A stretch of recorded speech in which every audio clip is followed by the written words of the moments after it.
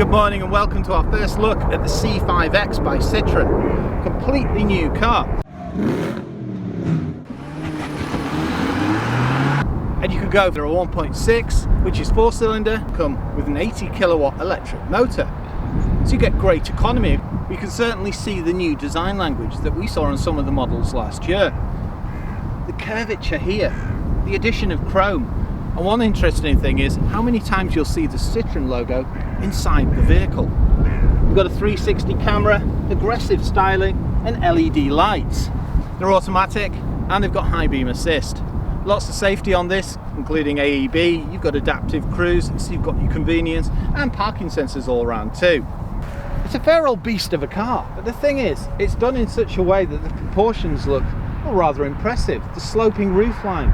I can even see some of the styling cues that I loved on the C3 Aircross. Quite as flamboyant, but you can still see their origins. Today this is going to be a first look. We'll also do a small drive, but our aim is to get it on full review, maybe do something like a road trip.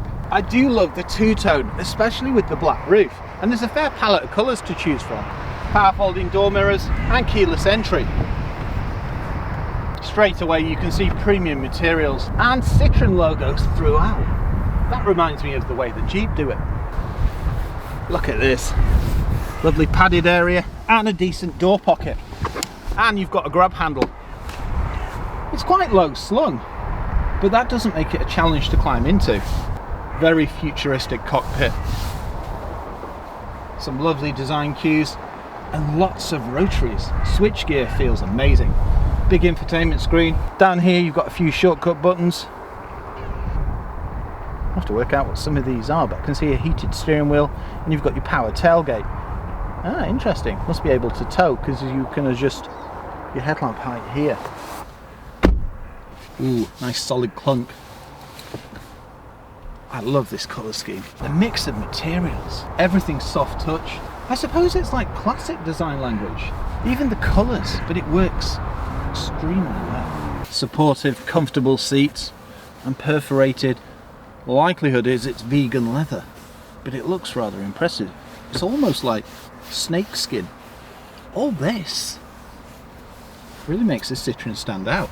Not surprising though, when you look at some of their earlier models, like DS, you know, these were groundbreaking vehicles. So it's good that they've gone back to styling and design cues that I suppose highlight that.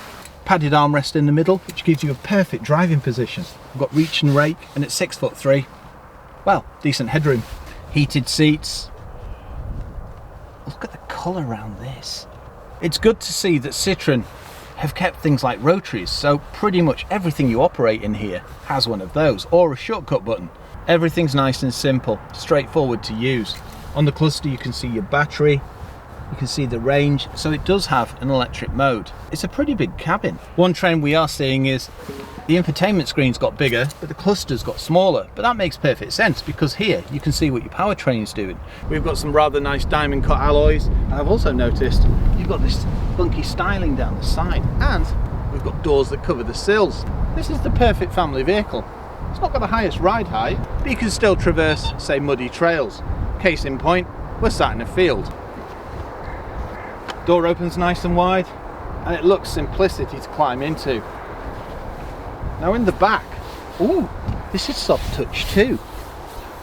You will find hard plastics, but in the front, they're few and far between. It makes sense that you're going to find more in the back. Considering the seat's set for me at 6'3", I can get my feet under the seats, and I've got decent legroom. Reduced transmission tunnel, so that means there's even more space in the footwell. Grab handle and a pop-out coat hook. I'm quite surprised about the headroom. Sat like this, I've still got, it's about 2.5 inches. It's very well trimmed. Nice light headliner. Interesting not to see a panoramic. You've got decent, well, they're quite long windows. They may not be the tallest, but they still do let a decent amount of light in. It's not really what I expected, especially with the roof. Pleasantly surprised. USBs here, some storage points. You've got a set of vents. One thing I'm not too keen on is this here. It would have been nice to see some padding. But I suppose, where do you draw the line? Airbags around the vehicle, and you've got ISOFIX points.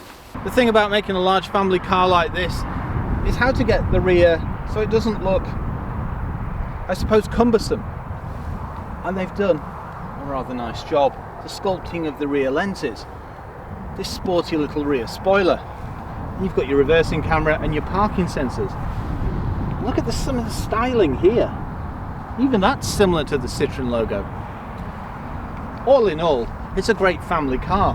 I love the additions of the off-road styling, the cladding that surrounds the arches. Decent profile tyre, which makes it good on-road and off-road. Now we've got 19-inch wheels, but dependent on trim, depends on the size you'll get. Charging, as this is a plug-in hybrid, it does have a small electric range. I think it's around 30 miles. But that's perfect, because what it will do is increase the economy with the petrol engine. But it also means that you can plod through villages in electric mode. A rather peaceful and serene experience. This is Type 2, and it'll take around 4 hours to charge. Lovely. Power tailgate. Now that is a decent size. No load lip, you've even got a ski hatch. Right, let's drop the seats. Nice and simple, pull this forward.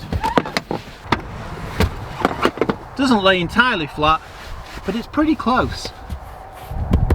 These are a handy option. They just make luggage easier to slide in and out. Very little gap here, and good strong tethering points. I can also see 2 boot lights and a 12 volt. And I love the addition of this blind. Let's take a look under the bonnet.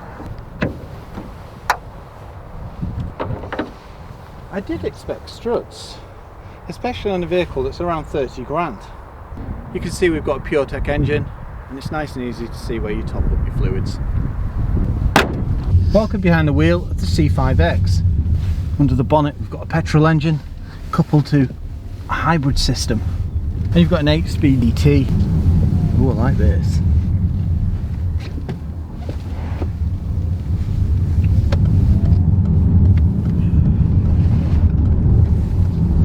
Considering its size, it's quite agile. Yeah, first thing I've noticed, a bit of tyre noise. I suppose the way you mitigate that is go for smaller wheels. Oh, that was interesting. I kicked in the petrol engine at the same time. So under load, ooh, that'll be fun. Driving modes down here as well, including Sport and Eco.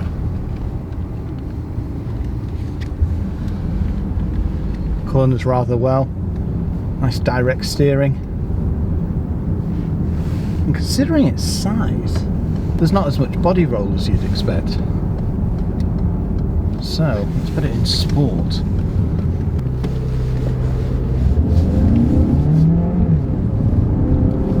Nice launch. Now you've got 2 engine options on this. You've got a 1.23 cylinder, and they're all PureTech, but there's also a 1.64 cylinder, and both come with an electric motor. Driving experience, we've got decent acceleration, but at the same time you've got a rather impressive economy. So hybrid mode is the mode that you're likely to be driving in most of the time, because that allows you to get the most out of your petrol. But I do find it good that you've got a pure electric mode. I mean, currently we've got 76% of battery, and that's giving us 19 miles, so realistically around 30 miles of pure electric. Because we've got top of the range, we also get extra features like a heads-up display. It offers a comfortable drive, you've got power when you need it, and it handles rather well. I mean, the bottom line is, it's a pretty big family car, but it's versatile, it's practical, it seems rather good value, especially with a hybrid powertrain. We'll look deeper into this when we get it on full review. I like this camera, makes it nice and easy to manoeuvre. Ooh, look at that. I do like this 360 camera, and if you get too close to things on either side, it'll even show a little symbol here. The 8-speed, all the features, the safety, and the fact you can see things very simply. For example, we've got a trip summary here. It even gives us things like emissions on mile per kilowatt hour. Overall, it's a rather impressive car.